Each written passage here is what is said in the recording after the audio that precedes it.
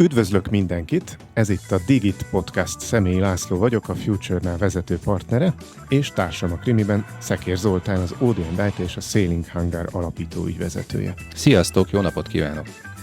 A Digit Podcast célja, hogy akit nem elégítenek ki a felszínes cikkek és a hangzatos jelszavak, az közelebb kerülhessen a digitalizáció és az informatika mai meghatározó trendjeihez. Mi itt a mélyére fogunk ásni a dolgoknak. Ahogy visszatekintettünk az elmúlt 2 év adásaira trendek után kutatva Zolival, többek közt azt találtuk, hogy egyre gyakrabban került elő a beszélgetésekben az ESG fogalma, sőt gyakorlata. De mivel mindig más volt a fő témánk, így szinte csak megemlítettük, és már léptünk is tovább. Nem úgy, mint ma. Egy Balaton melletti konferencián napvége felé egyszer csak ismeretlen tárgy incselkedett velem egy ismerős kézben. A tárgyat azóta már majdnem végigolvastam, az ismerős pedig itt ül velünk szemben. Köszöntjük a stúdióban Papp Lászlót, alias Pölőt, az e-Tango alapítóját és a Gartner magyar és bolgár képviseletének vezetőjét. Köszöntöm én is a hallgatókat, szervusztok!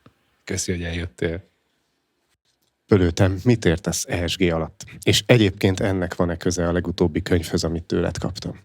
Egyrészt köszönöm szépen a felkérést, meg köszönöm szépen a lehetőséget, differenciálni próbálnám az ESG-t úgy minden mástól. Az ESG-nek a fő eleme az, hogy ez nem csak egy kommunikációs eszköz, nem csak egy mérési eszköz, ez egy folyamatrendszert is tartalmaz, ami segít abban, hogy te mérhetővé tedd mindazt, amit az ESG domén, vagy az ESG szkópja tartalmaz. Ez az egyik, a másik pedig, hogy a cél, amiért létrejött az ESG fogalma, meg az ESG folyamatrendszere, az különbözteti meg az összes többi hasonló dologtól.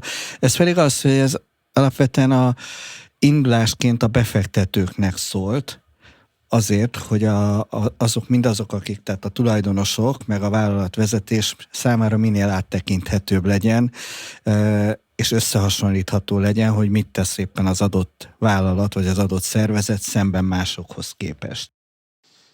Zoli, kiegészítenéd? Igen, tulajdonképpen az lenne egy picit így a körvonalon, hogy Magyarországon hogy látod, hogy mennyire befogadóak az ESG-vel kapcsolatban?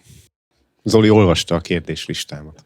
Ma csak ilyen felvetései lesznek az Zolinak, igaz? Kicsit messzebbről indulok neki a történetnek, tehát jelen pillanatban a top 500 vállalat a világban, azoknak a 99%-a azért valamilyen szinten már kommunikál vagy publikál ESG riportot évek óta. Sőt, az európai nagyvállalatoknak is, hogyha az európai 500-at nézzük, akkor az ő 98%-uk is publikál ESG riportot, és hogyha ezt a magyar vonatkozásra hozom le, akkor egyrészt ugye vannak azok a multik, akik ezeknek a top 500-aknak a részei, ők nem ússzák meg, tehát náluk ez egy kötelező dolog, de náluk ez egy könnyű kötelező dolog, mert általában nem itt van az a szervezeti rész. Egyébként majd ez egy érdekes kérdés lesz, hogy szerintetek hova tartozik szervezetileg az ESG, de az nem itt van. És akkor innentől kezdve ők csak adatot szolgáltatnak ehhez.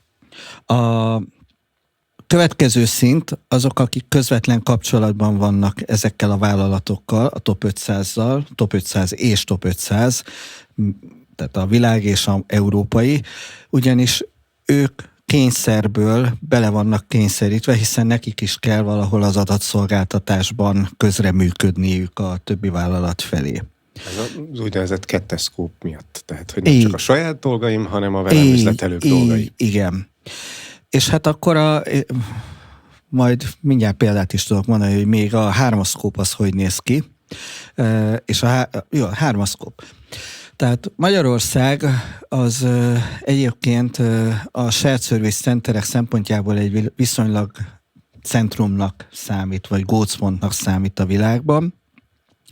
Ami azt jelenti, hogy sok olyan funkciója nagyvállalatoknak, top 500-500-nak is Magyarországon landol, ami egyébként így mondjuk az core businesshez nem feltétlenül van köze. Ugye nagy alumíniumipari vállalat, akinek az SSC-je itt van kis hazánkban, és nincs benne a core businessben, de az ESG az mégis itt készül.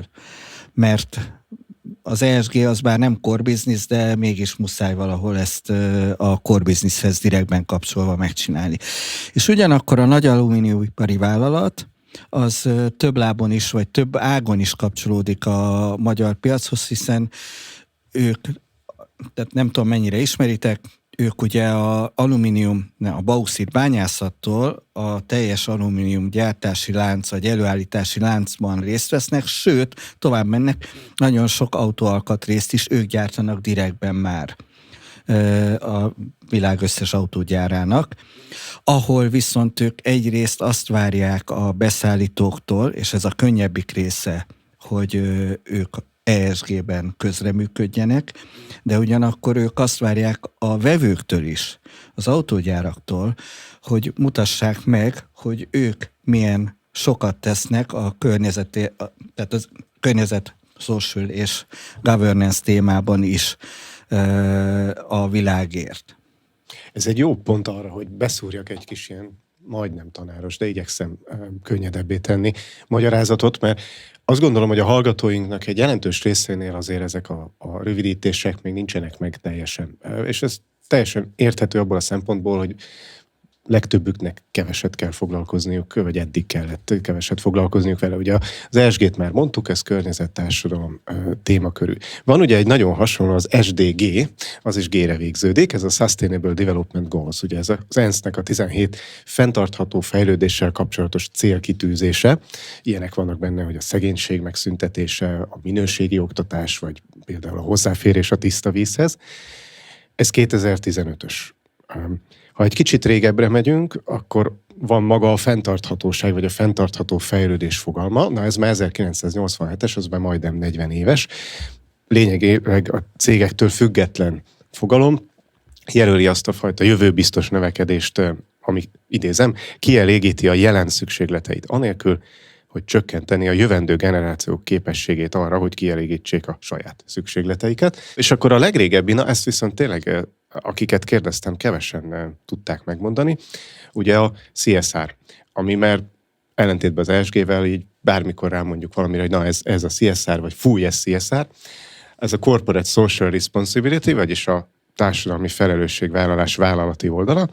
A vállalat profit termelő célja mellé rendeli a társadalmat erősítő és segítő tevékenységet. Az a kérdésem, hogy szerintetek ez mikori fogalom? Még egy pillanatra visszalépnék, bocsánat. Csak ha már felsoroltad, most akkor helyezzük kontextusba, nem? Mert hogy ugye volt ez a 3 scope, de még van egy 4. is, és az a kör az igazából az, aki a szükséges rossznak tekinti az ESG-t, mint olyat, hiszen örül, hogy meg tud élni című dologban van elmerülve, és amikor mondjuk a magyar vonatkozást kérdezitek, akkor itt mindig az érdekes kérdés kerül elő, hogy mi magyar vonatkozásban elsőként mindig azt mondjuk, hogy jó, mindegy, hogy mit csinálunk, csak tudjunk belőle megélni. A 2. szint, hogy jó, de ha tovább lépsz egyet, skálázódni akarsz, akkor mit fogsz tenni, és abban a pillanatban előkerül, hogy te hirtelen azokkal a cégekkel kell vagy direktben, vagy indirektben kapcsolatba kerüljél, akik viszont már elvárják tőled azt, hogy ESG riportjaid legyenek, ugyanúgy, mint hogy minőségbiztosítási rendszered, vagy hogy felelősségvállalásod és minden egyebed legyen. Ja, ebben én szeretném hozzátenni, hogy a kiberbiztonság oldaláról ugyanígy föl tudnám sorolni a mostani ide tartozó részeket, ami egyébként ESG köteles. Igen. Jó? Tehát, hogy igen. Nagyon, és most örülök, hogy itt vagy, és meg tudod erősíteni, hogy az informatikához tartozó, a kibervédelemhez tartozó szabály és keretrendszerek a hozzátartozó kockázatkezelésekkel ugyanúgy ESG-hez tartozó riport tételként vannak jelen. Méghozzá a társadalmi kockázatok. Így van. Így van. No, most, hogy ennyire egyetértünk, akkor visszatérnék ahhoz, hogy na, mikori fogalom a CSR, ahhoz képest, hogy az ESG meg ugye ilyen 2010-20 Szóval a CS egyébként bár nem olvassuk, de a forgatókönyv alapján megnéztem, és a Gartneren van egy remek 3 perces videó arról, hogy ESG versus CSR. Egyébként nagyon érdekes, tehát ahogy kezdtem, az ESG az egy folyamatrendszer, amelynek a végeredménye az, hogy te egy összehasonlítható környezeti, társadalmi, irányítási metrikarendszert tudsz prezentálni, és indulásként a befektetők, a tulajdonosok felé. A CSR az sokkal messzebbről indult, és az alapvetően először tehát semmilyen kényszer nincs benne, semmilyen elvárás nem volt benne, hanem az ügyfelek és a dolgozók felé, hogy meg tud mutatni, hogy te igenis egy gondoskodó vállalat vagy. Egy kiegészítéssel hadd éljek. Jó, hétvégi programom a Csepel-művekben zajlott, ami ugye, ha most a tulajdonosi összetevőket nézzük, és hogy 1800-tól indul ez a dolog, maga a Csepel-művek létrejöttében ez a CSR, ez már jelen volt. A vezetői rétegnek, a munkás rétegnek biztosítottak szállást. A tulajdonosoknak fontos volt, hogy létrejöjjön a kórház, és létrejöjjön a kórházon belül egy csecsemő otthon, egy csecsemő gondozási rész. Ők nem tudták, hogy erről beszélnek, ők azt tudták, hogy ahhoz, hogy a munkaerőt a monarchiában meg tudjanak megfelelő módon tartani, hiszen ők még kompetitív. Én azt mondanám, hogy megfelelően ki tudjam használni. Én nem szeretek ilyen szavakat használni, de nem tudom sem megerősíteni, sem cáfolni, hogy egyetértek, vagy nem. Ahhoz, hogy fenntartható legyen az az expanzív vállalati modell, mondjuk ki, amit Weiss Manfred és a család felépített, ahhoz kell az, hogy az embereket ne zsákmányolja ki. Tehát őket, ha kizsigereli, az nem fenntartható. Mert akkor kell keresni helyette mást, az már nem fog annyira odajönni, mert látta, mi történt az előzővel, nem biztos, hogy lesz idő betanítani. Ez így együtt tulajdonképpen egyébként eljutottunk szerintem most jutottunk el a kulcskérdéséhez a fenntarthatóságnak, ugyanis, hogyha nem tolod el a falig a kihasználását az erőforrásaidnak, és ebbe benne vannak a fizikai, anyagi és humán erőforrások is, akkor ugye versenyhátrányban vagy. Ha túl használod őket, akkor is versenyhátrányba kerülsz, tehát ez pont ebben segít, hogy optimalizálj. És ebben, bocsánat, megint egy gondolat ugyanerre. Nemrég írtam egy cikket, abban pont azt veszem egy picit górcső alá, hogy generációs különbségeken belül az AI hogyan alkalmazható. És ebben maga a vezetés és a vezetéshez tartozó funkciók Max Weber óta hogyan jelennek meg. És ez szintén az a fenntarthatóság, ahol azt az egyensúlyt próbálom meg technológia, dinamika, fejlesztés, visszacsatolás módszerével, ez a PDCA-ban működtetni, ahol ezt az ESG kérdést körbe tudom járni. De hogy egy picit tudunk beszélni a technológiáról is, mert engem nagyon érdekel, hogy a Gartner oldalán a technológiában mit láttok, meg hogy látjátok egy picit ezt a kérdést, hogy hova kezdenek el súlypontozódni. Akkor volt egy olyan diád, amiben például hivatkoztál arra, hogy milyen skillek jönnek elő, meg mik tűnnek el. Ebben a fenntarthatóságban ez a rész, ez hogy alakul? Akkor még egy... Jó. Csak mert, hogy ha az ESG, tehát az ESG-nek ugye 3 eleme van, ES és G, tehát a környezet, a társadalom csak úgy, és az irányítás, a vállalatirányítás, és hogy csak azért, hogy a messzebbről meg tudjuk nézni egy pillanatra, tehát hogy az elmúlt 3 évben hogyan alakult ennek a 3-nak az aránya egy vállalatnál. Tehát hol volt a fókusz, mi volt az, amivel többet foglalkoztak. Tehát az idei évig alapvetően az S betű, tehát a társadalmi vonatkozásra fókuszáltak a vállalatok, a diversity, inclusion, stb. Is ebben van, tehát mindenki akkor az előző amerikai kormányzás eredményeként azt a fókuszt emelte ki, hogy a társadalmi szerepvállalása a vállalatnak, és hogy az egyenlőségeknek a megerősítése, vagy az egyenlőtlenségeknek a megszüntetése és hasonló dolgok voltak fókuszban. És ez úgy, hogy mondjuk 3 évvel ezelőtt még a környezettudatosság volt, utána a társadalomtudatosság, most mind a kettő az inkább az irányításba megy át. Bezárva ezt a kört és a technológiát... Igen, visszatérünk a technológiát. Visszatérve, tehát a CSR az először egyébként üzletemberi szinten jelent meg, tehát hogy az üzletembernek a felelőssége a társadalom meg a munkatársak felé, ez már 1953-ban Igen. Ott volt az asztalon, és onnan indult a világhódító útjára a gondolat. Vállalati szinten 30 évvel később, tehát 82, egyébként én is akkor születtem, tehát hogy azért az se volt közel, de a kettő között azért eltelt egy 30 év. Na most Zoli kérdése a technológiáról szólt. Az ESG riportok alapvetően elég száraz, hogy úgy mondjam, technológiamentes riportok. Tehát legalábbis ahol én erről hallottam mesélni embereket őszintén felvállalva, hogy készül az ESG riport, rengeteg e-mail, Excel tábla, telefonos és egyéb validációs egyeztetések, hogy valóban azt látom, úgy jól értettem-e, hogy mi van abban az e-mailben, és így tovább. A technológiától nagyon távol álló munkamódszerek. Na most ebben a kontextusban szeretném én is kérdezni. Pont azért, hogy újra. ne is ezt a kontextust vegyük, hanem azt a kontextust, ami a Gartnerhez tartozó Igen. rész. Mert hogy azt szerintem a végeredménye, hogy úgy tudjuk majd ezt a jövőben a fenntarthatóságát. Tehát technológia nélkül most kérdezem, technológia nélkül fenntartható egy jelentés? Ma már nem. Ha csak az 50-es évekből indulunk el, akkor ugye az egész oda vezethető vissza, hogy tulajdonképpen az első lépés az, hogy ugye mi az, amit riportolhat egy vállalat, azt tudja riportolni, amit mérni tud. Ahhoz, hogy viszont tehát és mi volt a legfontosabb a 50-es években, a legfontosabb a pénzügyi helyzete egy vállalatnak.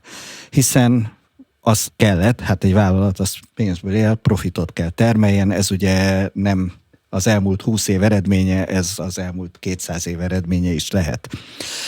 Ergo először a pénzügyi riportolás volt az, ami kialakult, és az, ami automatizálásra kellett, hogy kerüljön minél inkább vállalatirányítási rendszerek segítségével. Utána az automatizálásnak a következtében jött a riportolás következő szintje, ami a kiberbiztonsághoz kulminálódik tulajdonképpen, hiszen ha automatizálni akarok riportolást, az tulajdonképpen az adatgyűjtés és az adatstruktúrálásnak az automatizálása, vagyis informatikai rendszerekről beszélünk, és onnantól kezdve jön a kérdés, hogy hogyan tudom bizonyítani azt, hogy ez egy megbízható adat, vagy megbízható riport, amit aztán mindenféle belső és külső tényezők tudnak challenge-elni. Ergo jött a kiberbiztonságnak és az adatvédelemnek megfelelő riportolás. Ebből jött az, hogy na jó, és akkor a vállalat, és ez már kapcsolódik a CSR-hoz, a vállalat hogyan gazdálkodik az ügyfelek és a partnerek adataival, ami, tehát a GDPR tulajdonképpen ide kulminálódott. És ez volt az, ami szintén egy következő réteget hozott. Adatforrásokban is. Adatforrásokban is, és tulajdonképpen, hogyha ezt kibővítették, akkor ebből jött az, hogy na jó, és akkor most már kezdjünk el viszont minden mással is foglalkozni, hiszen vannak olyan környezeti, és itt nem csak a környezetvédelmi, hanem a vállalat környezeti, pénzügyi, gazdasági és minden egyéb szempontból fontos tényezők, amelyeket nekem mérni kell, és amelyeket nekem be kell mutatnom, hogy tudok védeni. Ha emlékszel a prezentációmra, akkor az elején volt, hogy milyen típusú hadviselések vannak. Tulajdonképpen ott mindegyik ebből a szempontból érdekes, mert ahhoz, hogy egy vállalat életképes maradjon, ahhoz ő tulajdonképpen, és gyűlölöm ezt, de a gazdasági életben is ő hadviselésben van. Én egy pacifista típus vagyok, tehát én nekem ez nem vágyam, de ennek ellenére, hogyha ő életben akar maradni, akkor minimum arra képesnek kell lennie, hogy megvédi saját magát. Hát, sokkal pacifistább mondat vagy embertől is azt tudom mondani a múltból visszamenőleg, aki azt mondta, hogy bízzunk Istenben, de tartsuk szárazon a puskaport. Így. Tehát, hogy Igen. azt gondolom, hogy ebben mindenféleképpen egyetértek veletek, meg veled is, hogy maga a hadviselés csúnya szó, de a fenntarthatósághoz szükséges. És azoknak az adatoknak a védelme, az nem hadviselés, de a védelem az már az.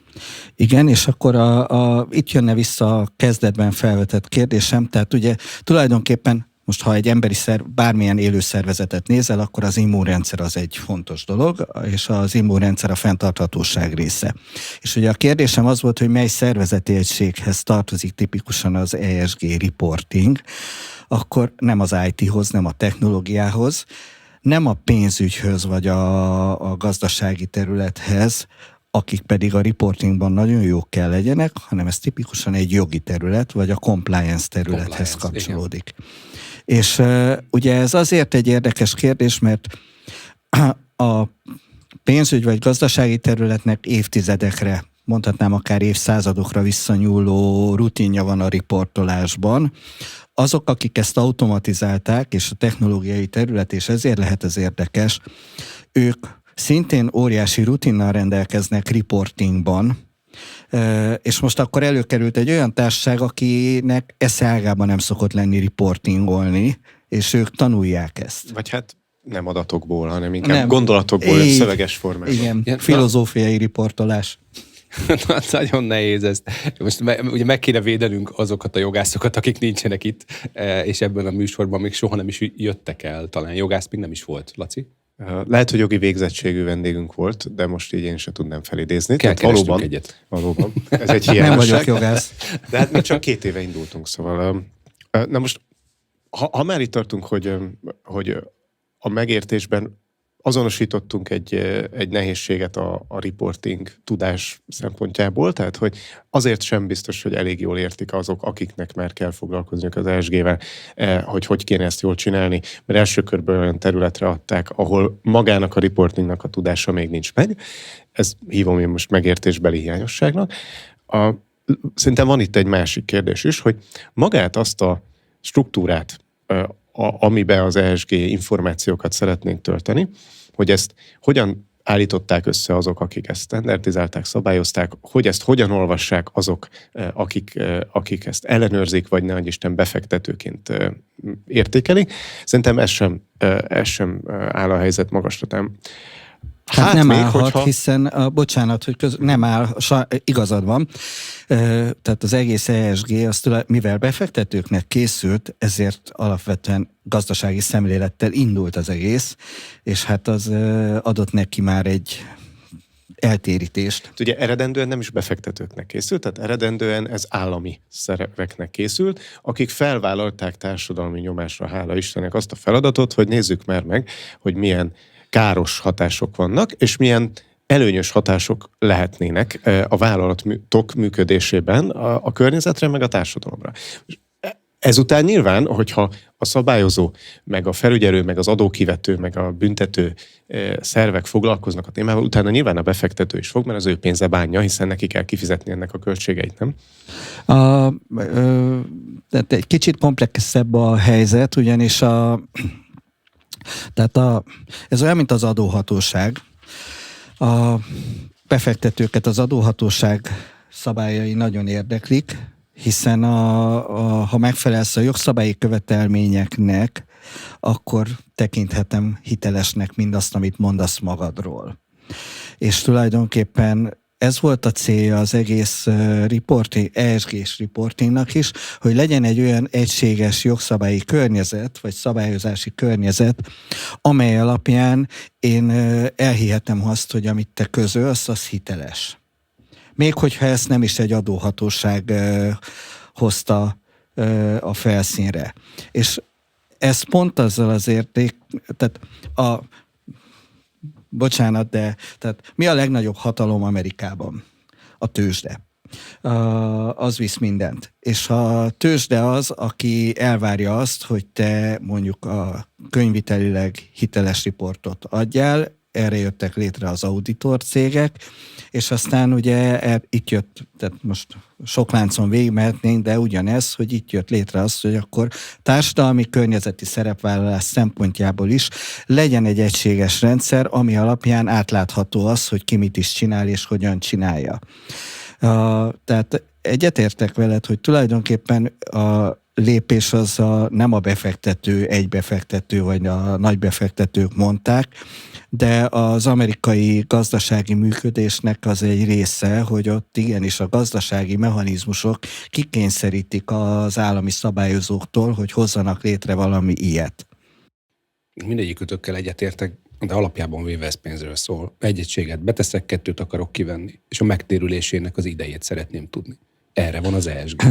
És akkor csak hogy visszatérjünk, hol van itt a technológia, meg hol van itt az egésznek a kapcsolódása, és hát valahogy azért a könyvet is érintsük. Az egyik nagy kérdés, és nagyon sokáig kérdés volt, és a CSR-hoz képest ez is egy nagy különbség, hogy még, tehát 2 dolog van. Az egyik, hogy az adatok értése, az adatok értelmezése, az ugye nagyon sokáig minden más riportban is egy örök kérdés volt, és utána az adatok mennyiségével való megküzdés, ezek mind létrehoztak egy új szakértelmet, ez az adattudós szakértelem, aki egyáltalán el tud oda jutni, hogy mi az, ami releváns adat, mi az, ami nem releváns adat, és azt az adatot egyébként a többi adat kontextusában hogyan kell értelmezni. Ez az ESG esetében egyébként kiemelten egy érdekes kérdés, mert én mondhatom azt, hogy ebben jó vagyok, de lehet, hogy közben ez egy teljesen irreleváns dolog, vagy lehet, hogy fontos dolog, de közben a többi dologra meg olyan negatív hatással van, hogy hiába vagyok abban jó, az mondjuk engem hátrányos helyzetbe hozna. Tehát most, ha vesszük az alumíniumipari céget, akkor még ott van, hogy még akkor is, hogyha, vagy példaként, ha vesszük, hogy tulajdonképpen ők lehet, hogy nagyon például társadalmi szempontból előnyösen viselkednek, de van olyan, ami üzletileg nekik hátrányos mégis, és akkor most melyik ujjamat harapjam? Nagyon nehéz, pláne az alumínium kérdés, meg Magyarországon, tehát ezért itt mégiscsak van egy zagytározó, amit most nem akarok feszegetni, de hogy ugye ennek is van egy környezeti hatása. És ugye ezek a környezeti hatásoknak az utólagos része, ez az, amit mondtál, hogy egyetértésben negatív hatással van magának a cégnek a teljesítményre, hogyha kimutatod. De ebben ugye, ha informatikai oldalról próbálom megközelíteni, nagyon sok olyan fejlesztésnek kéne benne lennie, és befektetőket idézek, engem nem érdekel, hogy mennyi idő alatt fog elavulni az a légkondi, amit be van építve a házba. Engem az érdekel, hogy az a jelentés, az tartalmazza, hogy van benne légkondi. Igen. Ugye? Tehát ez egy fontos dolog, de hogy magának az üzemeltetési résznek, a hozzátartozó fenntarthatóságnak viszont más számokat kellene tudni előállítani a semmiből. Ezzel milyen korrelációt A légkondit köszönöm, nagyon jó példa. ESG szempontból az egyik legellentmondásosabb példa. Ugyanis, tehát most itthon ez egy viszonylag mondjuk nice to have kérdés. De hogyha Dél-Kelet-Ázsiába megyek, ahol ha megnézem az ottani gazdasági életet, ott légkondi nélkül semmi nem lenne jelen pillanatban. És ott gyakorlatilag nem kérdés, hogy van-e légkondi vagy sem. Ha nincs légkondi, akkor nem tudok dolgozni, és akkor ez a társadalmi szerepvállalásom, ez hogy néz ki valójában, hogyha én nem adok a dolgozóknak légkondit. A másik oldalon pedig ott van, de környezetileg milyen káros is. Tehát melyik ujjamat harapjam, és ugye ez a kérdés, amikor a kis hazánkban, Budapesten legyen-e légkondi a metrón kérdéskör előjön, melyik ujjamat harapjam? Álljunk meg egy kicsit. Nehogy túl sokat szakmázzunk. Egyébként az adatokra még lesz legalább 2 kérdésem, úgyhogy nem érdemes nagyon átkapcsolni másik podcast csatornára, de hogy mi tényleg mind technológiával fekszünk, azt hiszem, hogy évek vagy évtizedek óta, úgyhogy most egy olyan témát próbáltam találni, ami ettől minden szempontból, minden dimenzióban távoli, népszokások. Néptánc, népművészet, népdalok, tarsolyok és lovasíjászat, van-e bármi, ami ezekből megérintett benneteket? Esetleg gyakoroljátok is szabadidőtökben, vagy mondjuk a családban, vagy a házban felelhetők? Újabb ESG-s kérdéskört feszegetsz, egyébként vicces, tehát átadom a szót, mert én végtelenet tudok beszélni, tehát akkor valamit kérlek. tud szerintem ő a háttérben. Tehát Én nem tudok, csak megérzek. a lányom 4 éves kora óta lovagol, ami azt jelenti, hogy már immáron több mint 10 éve. Ez egy véletlen dolog volt, nem gondoltuk, hogy így lesz, úgyhogy azóta a lótartás összes örömét és hátrányát is élvezem, és ez azért egy ESG kérdés, mert ha így nézem, mert az egyik oldalon, tehát a lótartás az egy luxus. A lótartás az egy nem feltétlenül környezetbarát dolog, bármennyire is annak tűnik. Ma már nem az. A másik oldalon viszont, ha a társadalmi szerepvállalást nézem, akkor amikor valaki lovakkal foglalkozik, akkor viszont megy ki a természetbe, és ahelyett, hogy mondjuk a kütyüt nézni, ő a természet, friss levegő és ráadásul mozgásintenzív dolgot csinál, tehát ez így a melyik ujjadat harabd ismét.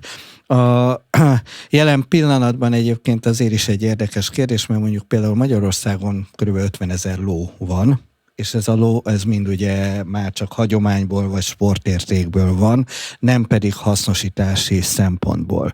De ha visszamegyünk 1904-be, illetve 1896-ba, amikor nem tudom mennyire ismeritek a történetet, New Yorkban akkor tartották az első urbanisztikai konferenciát a világon.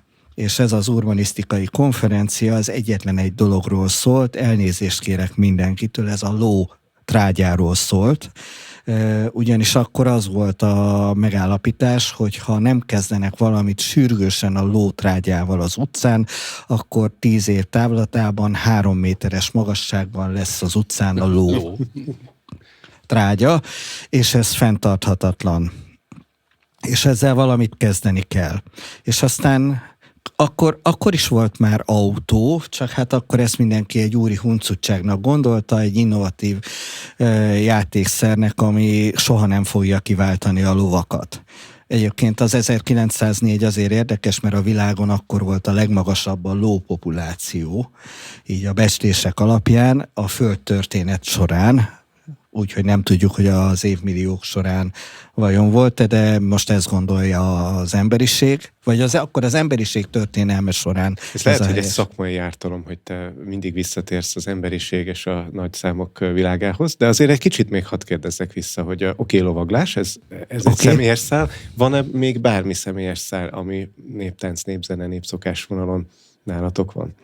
Az unokatestvérek oldalát tudom megemlíteni, akik járnak néptánc csoportba, szakkörbe, és szerintem nagyon eredményesek, de hogy én őket így meg tudom említeni, de nekem nincs kötődésem, vagy nincs egyéb ilyen érdeklődésem a téma iránt.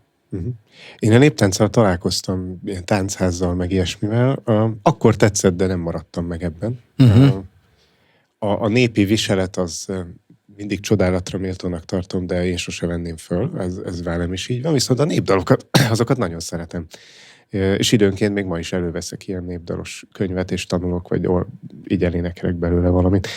Valahol szerintem talán ezek a népdalok, amik nem új műdalok, hanem meg már az gentry világnak a szüleményei és ilyen utánzatok, hanem eredeti népi környezetben született és énekelt századokon át fennmaradt dolgok, ezek nagyon mély gyökerek, amik akkor is ott vannak benned, itt Magyarországon mindenképpen, ha már te nem énekeled, de a mondani valója, meg a hangulata az valahol még előjön az életben. Legalábbis nekem ez a tapasztalatom, és csak így rádöbbenek, hogy eléneklem, és tényleg, hát én ezt már átéltem valamikor valahol.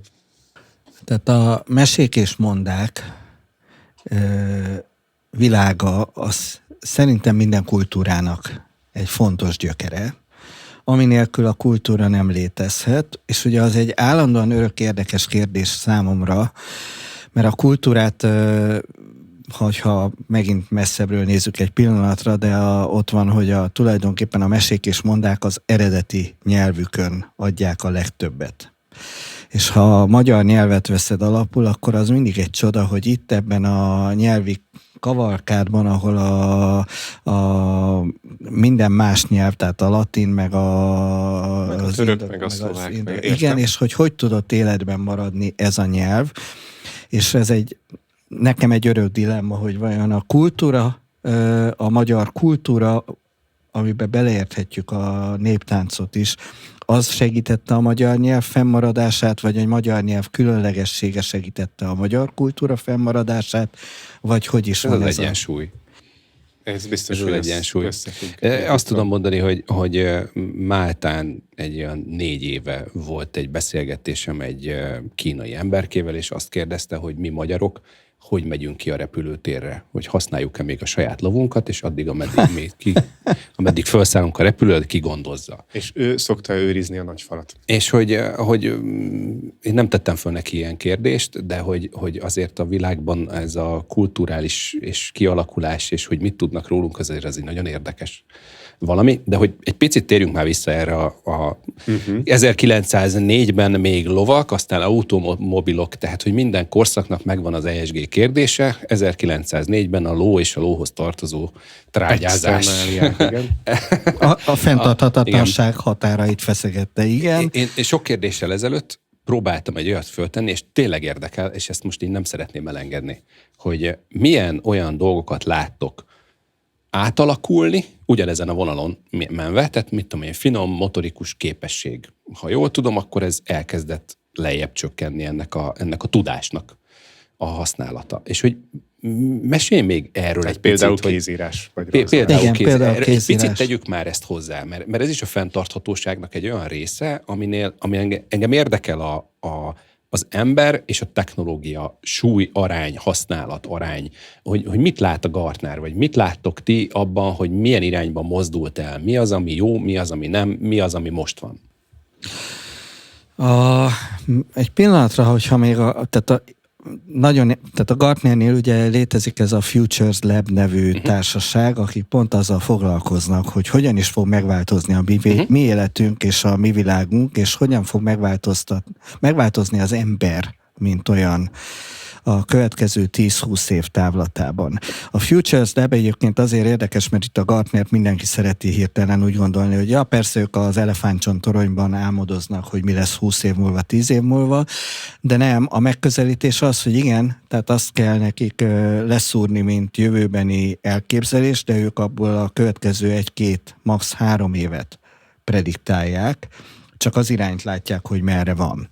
Hol van egyébként a Gartnernek ez a egysége? Ez mondanám azt, hogy a virtuális térben, mert hogy nincs így. Tehát ez egy teljesen dinamikusan változó társaság, akik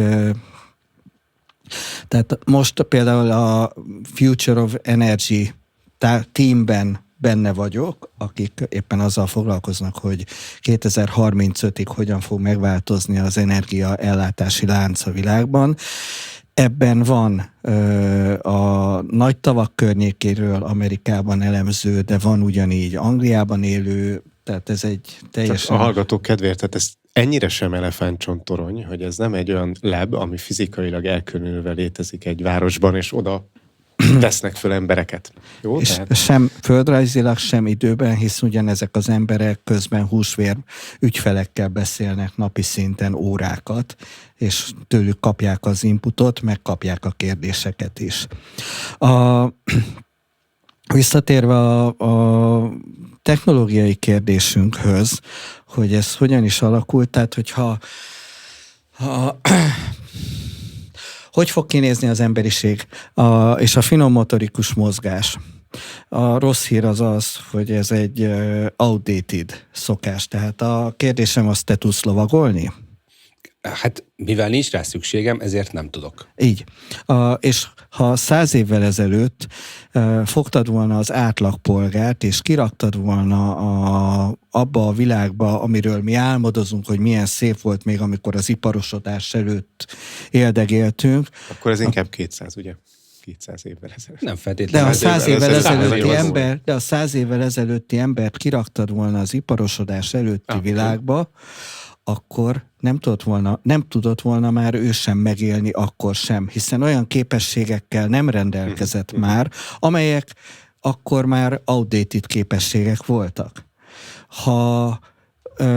És mehetsz vissza az időben, tehát ez a gazdálkodó emberek, tehát egészen visszamehetünk oda, amikor a gyűjtögető, halászó, vadászó életmódból elkezdtünk a földművelős világba átmenni, ott is volt egy ilyen paradigmaváltás, és egy csomó készséget elvesztettünk, ami azelőtt hasznos volt, és helyette új készségeket viszont beemeltünk magunkhoz. És most is ez zajlik, ha tetszik, ha nem. És itt az egyik oldalon azt mondom, hogy szomorú, hogy például a finom motorikus mozgásnak egy csomó elemét azt megszüntetjük. Nem tudom, hogy lesz rá szükség, vagy sem. Nem tudom, hogy azért sem tudom, mert közben olyan gépeket alkotunk, amelyek sokkal finomabb motorikus képességekkel rendelkeznek, mint bármelyik ember, és akkor tulajdonképpen miért nem a gép csinálja ezt? Egy sebészi műtétet egy gép sokkal nagyobb pontossággal tud végrehajtani, mint egy ember.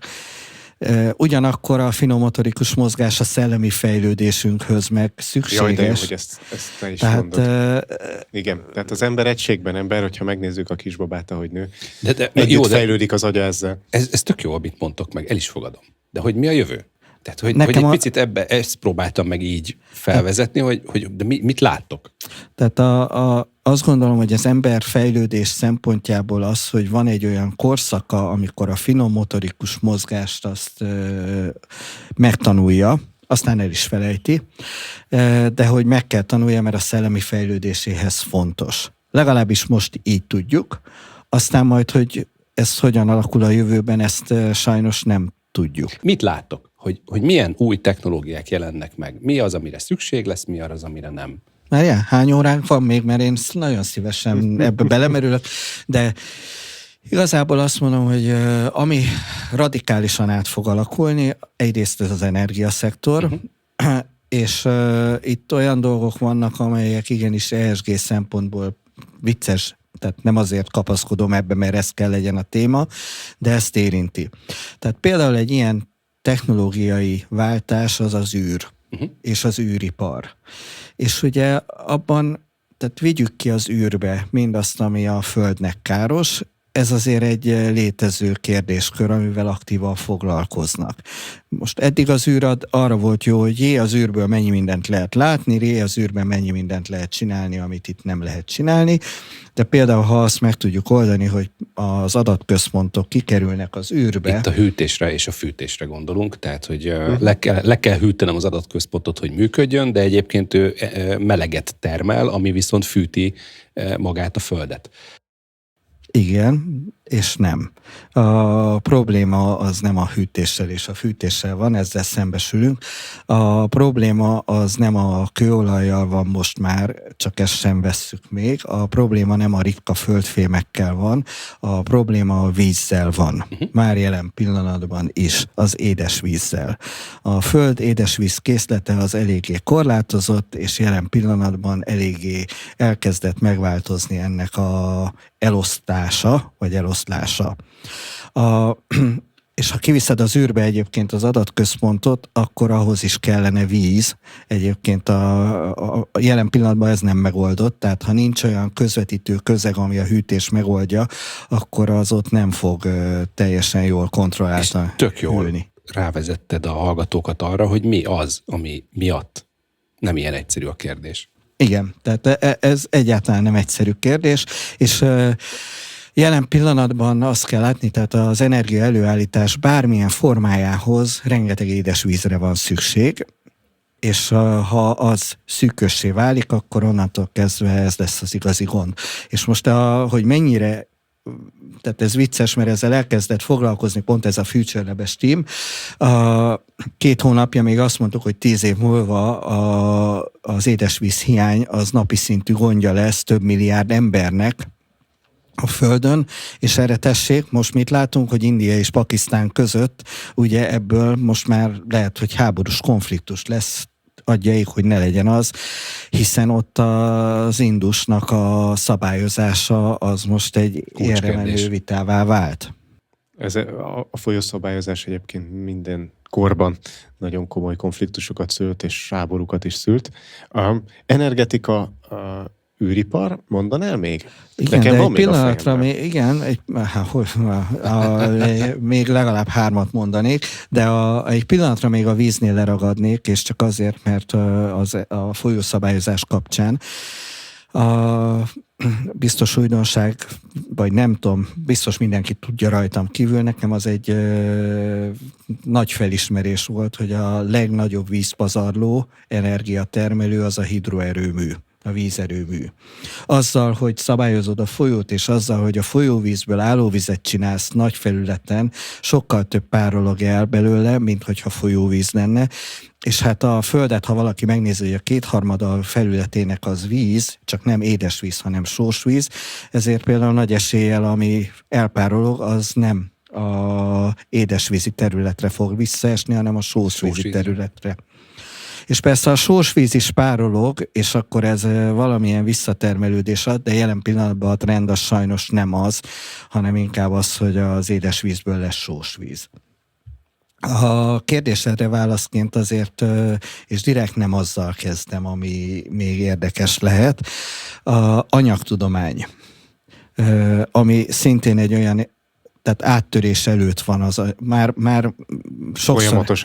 Folyamatos áttörésben van, igen, az anyagtudomány, és ez egy érdekes kérdés, mert olyan problémákat meg tudunk vele oldani, amiket eddig nem gondoltunk volna, és például ugye az egy nagy felismerés szintén, hogy a műanyag, van jó műanyag, meg van rossz műanyag. És a jó műanyag az nem feltétlenül rosszabb, mint mondjuk az üveg, vagy a fém, vagy a bármilyen más hasonló dolog. De hogy az anyagtudomány folyamatos áttörésben van évtizedek óta. A másik ilyen az ugye a biotechnológia, amelynek szoros köze van az anyagtudományhoz is, hiszen most már készülnek olyan anyagok, amelyek önjavító képességgel rendelkeznek, és ezek szintén a fenntarthatóságot tudják előmozdítani. Hát, vagy az határterület a bioszintetikus anyagok. Vagy igen, és akkor ugye hogyan tudjuk saját magunkat majd helyreállítani, vagy éppen jobbá tenni, ez is egy kérdéskör. És akkor, hogyha innen a bioszintetikustól, akkor a robotika az is egy nagyon gyorsan fejlődő tudománnyá vált, hiszen most érett meg a technológia, a miniaturizáció, inkább azt mondanám, most érett meg arra a szintre, amikor már tudok olyan mondjuk azt, hogy végtagokat, izületeket robotoknak készíteni, amelyek finom motorikus mozgásban felveszik a versenyt az emberekkel.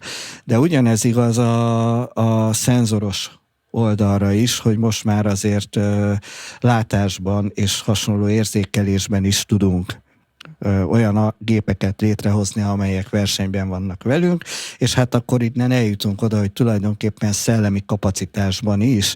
Vajon tudunk-e, vagy nem tudunk-e olyan gépeket alkotni, amelyek versenyben vannak velünk, mesterséges intelligenciánál járunk, igen.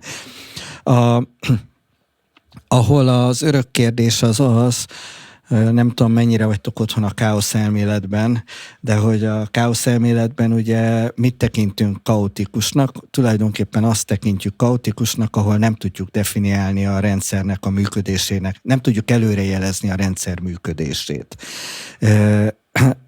Most vajon mesterséges intelligenciában tudjuk egy AI-nak előrejelezni a működését, vagy sem?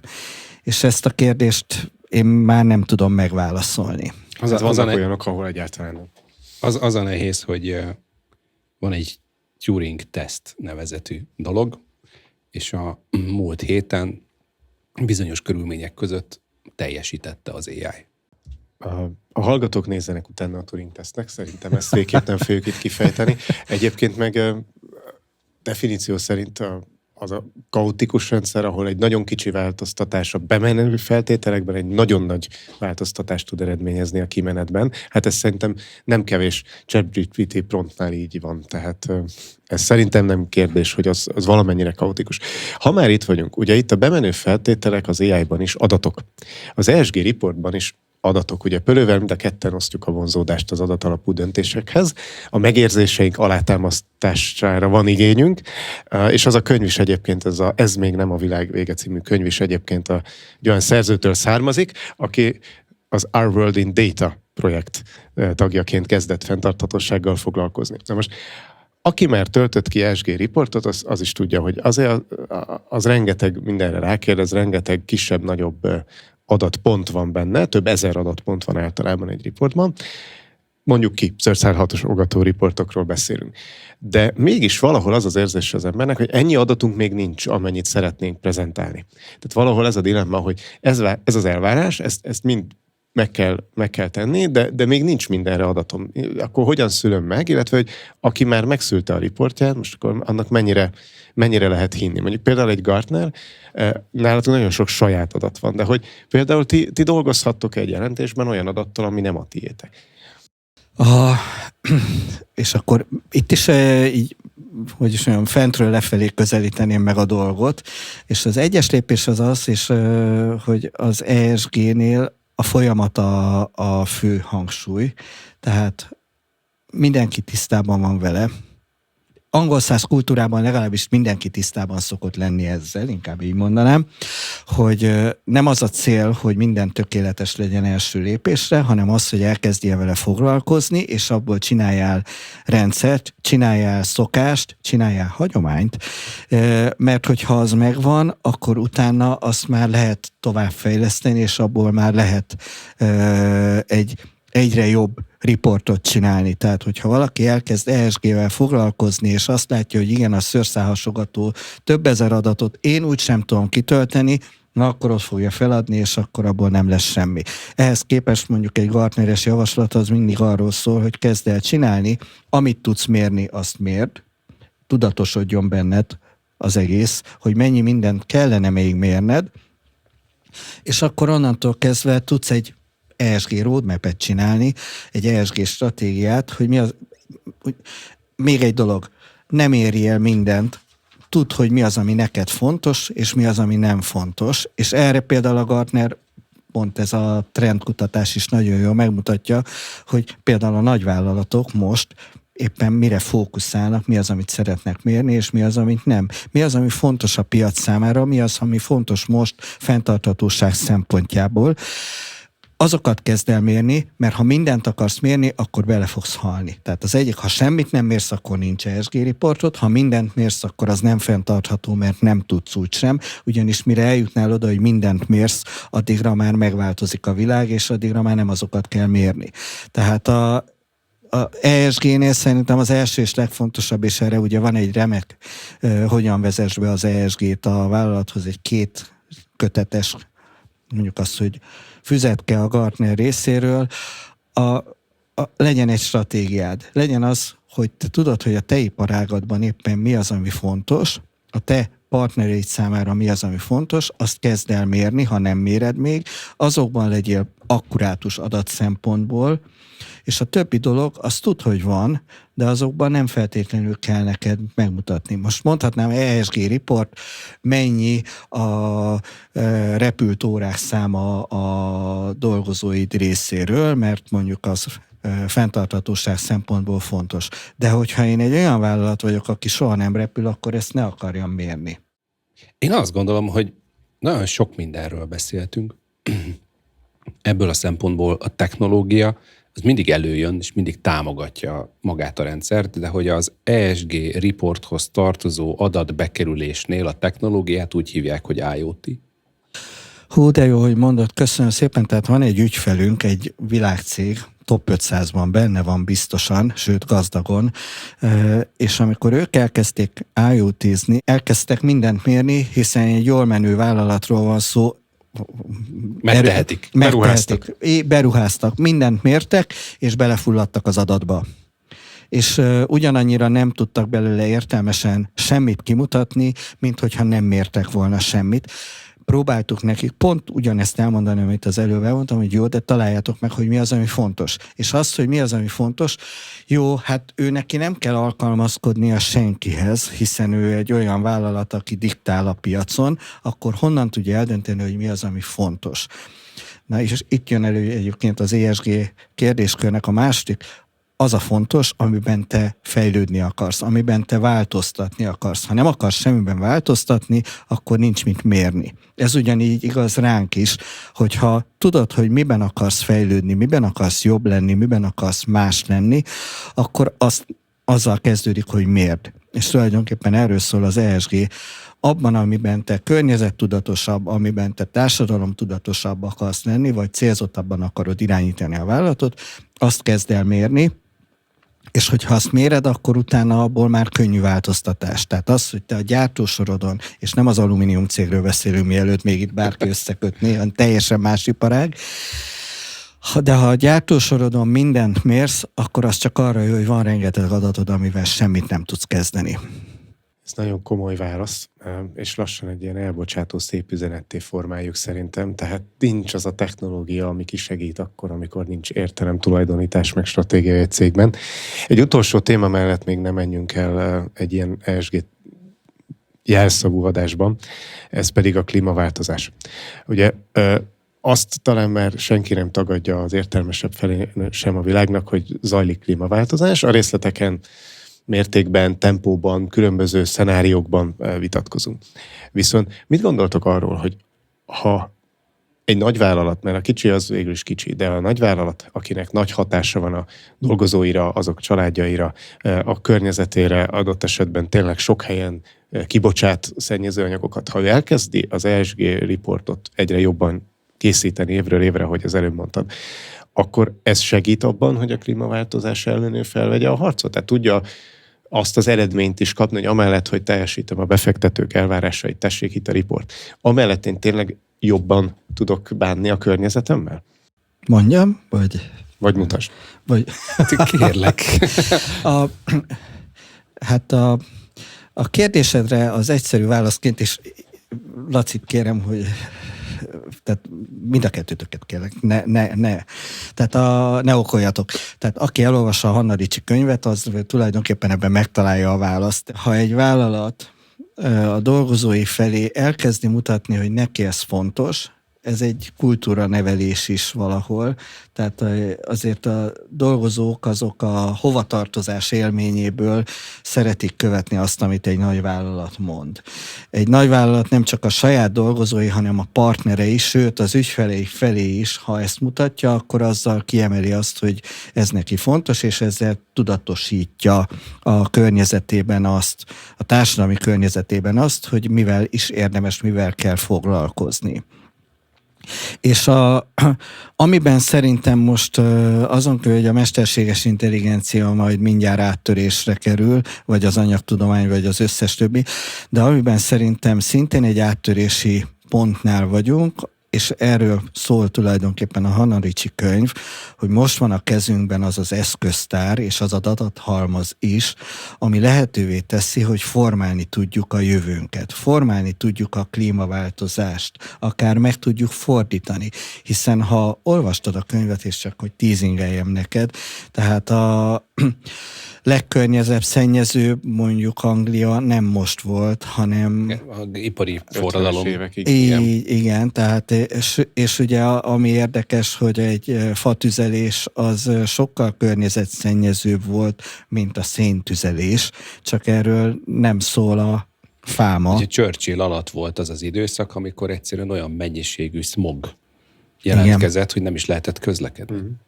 Tehát, hogy most van a kezünkben, amikor igazából eljutottunk, tehát az eszköz a kezünkbe került, és a vállalatoknak, és ezért nagyon köszönöm, hogy az ESG-ről beszélhetünk, mert a vállalatoknak viszont ott van a felelősség, és most már nem csak CSR szinten, hanem folyamatok szintjén, megvalósíthatóság szintjén, amikor ők ezzel tudnak valamit kezdeni. Ezt kell, hogy tudatosítsák a környezetükben, a dolgozókban, a partnerekben, az ügyfeleikben.